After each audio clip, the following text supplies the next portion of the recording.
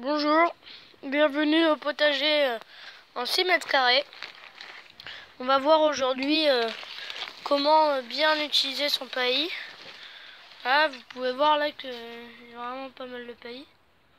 Là, par rapport à là, il y en a ici. Donc voilà.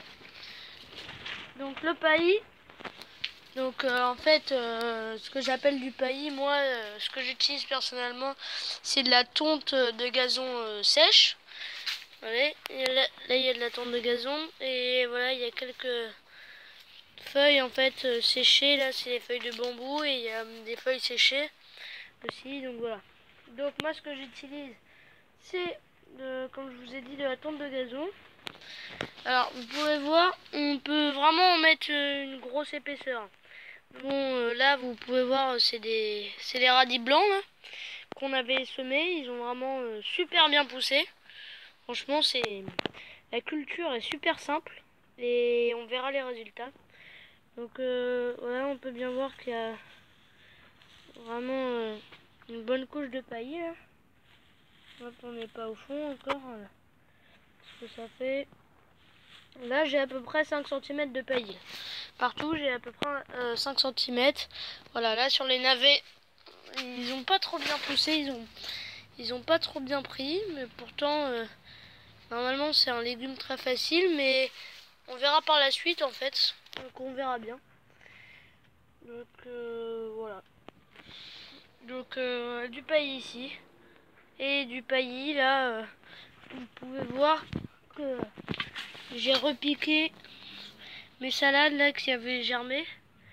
Je les ai repiquées là à côté des épinards là. Les épinards qui commencent à vraiment, ouais, vraiment très bien prendre.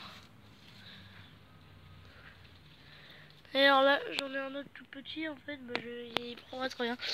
Donc on peut voir que ouais, les épinards là, j'en ai un beau là, ça commence à bien en prendre. Mais bon, revenons à notre paillis. Alors le paillis, on peut l'utiliser sec, en grosse épaisseur, ou de la tonte fraîche, mais en une fine épaisseur. Parce que si on met de la tonte fraîche en une grosse épaisseur, et bah donc ça va créer de la putréfaction. Donc tout le paillis, ça va moisir en fait, ça pue et ça peut apporter des maladies, etc. Donc voilà, donc la tonte d'herbe fraîche, c'est à mettre en fine épaisseur, un peu genre en épaisseur de franchement grand maximum 5 cm je pense. Et la tonte sèche, ça va jusqu'à 20 cm d'épaisseur. Moi pour l'hiver, je vais mettre 20 cm d'épaisseur en fait. En fait, j'en mets en fonction des cultures, comment elles grandissent. Donc si elles grandissent beaucoup, bah, j'en mets beaucoup, voilà. Donc on verra bien. Voilà, donc je pense que c'est tout. Et je vais vous expliquer pourquoi je mets de la tonte de gazon au lieu de la mettre dans le compost. Alors c'est bien de la mettre dans le compost parce que c'est un activateur de compost en fait, la tonte de gazon. Donc si vous en avez peu, en fait, mettez-la dans le compost. Comme ça vous la compostez dans le compost et vous remettez le compost dans le potager. C'est la première manière de composter la tonte de gazon. Et la deuxième manière que je préfère, c'est de la mettre directement sur le sol parce que ça fait deux effets. Ça fait alors couvre-sol, donc ça protège le sol, et ça fait nourriture parce que en fait ça ça se composte en fait, tonte de gazon tout seul. Donc voilà quoi.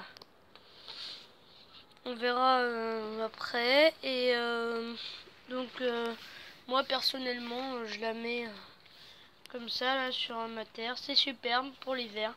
Alors et je vais vous dire là quand utiliser le paillis. Le paillis on l'utilise tout le temps en fait. C'est mieux de l'utiliser tout le temps. Alors on peut se dire j'utilise qu'en hiver.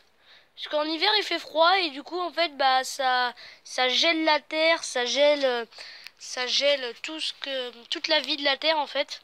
Donc et du coup après la vie est morte et c'est mort et la terre est mauvaise, les vers de terre peuvent plus faire leur travail. Et donc voilà, la terre est morte. Et on peut se dire la mettre en hiver et c'est tout. Je suis d'accord, mais faut la mettre en hiver, il faut absolument. Mais il faut aussi absolument la mettre en été. Il faut la mettre en été parce que même avec une serre, parce qu'on pourrait dire que la serre protège du soleil, mais non, ça tape aussi, ça a aussi une grosse chaleur. Donc les rayons de soleil vont taper sur la terre, ça va faire, vous savez, des croûtes en fait, ça va sécher la terre. Et donc, et bah, ça va cramer en fait toute la vie du sol. Au lieu de la geler, ça va la cramer. Et donc, bah, vous pouvez me dire, bah, du coup, on va pas mettre au printemps parce qu'il fait ni trop chaud ni trop froid. Et on va pas mettre en automne parce que pareil, il fait ni trop chaud ni trop froid. Et bah oui, il faut la mettre parce que c'est là aussi que ça va se composter le plus en fait.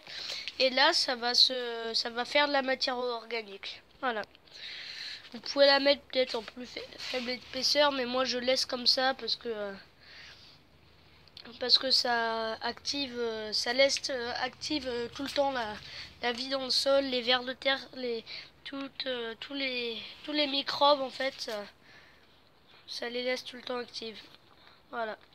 Bon bah c'est tout pour cette vidéo. Si vous avez des questions au niveau du potager, n'hésitez pas à les poser en commentaire. Donc vous pouvez laisser un commentaire, hein, ça me fera toujours plaisir. Et mettre un pouce bleu si ces conseils ont été utiles en fait. Cette astuce a été utile pour vous. Et si vous voulez que je continue ces vidéos, tout ça, vous pouvez lâcher un pouce bleu, un commentaire. Moi voilà. Merci d'avoir regardé cette vidéo. J'espère que elle vous a apporté tout plein de conseils. Elle vous a plu. Au revoir et bon jardinage à tous.